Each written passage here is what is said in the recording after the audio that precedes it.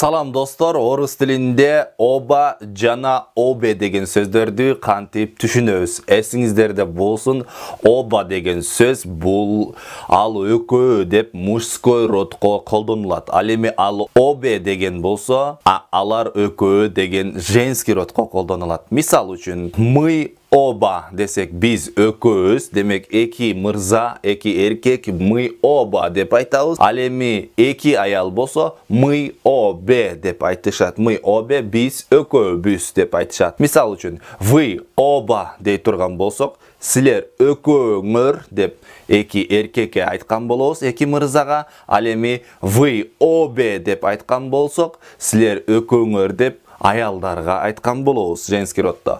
Они оба дей турган болсок, алар экөө, эки мырза, эки эркек. Ал эми они обе дей турган болсок, алар экөө, эки кызга айткан болобуз. Урматтуу достор, сөзсүз комментарийге белгилеп калтыра кетиңиздер. Мен сүйлөмдөрдү берем, туура жана туура эмес экенин текшерем. Биз экөөбүз деп мужской роддо кантип айтабыз, биз экөөбүз деп женский роддо кантип айтабыз, сөзсүз комментарийге белгилеп калтырып коюңуздар.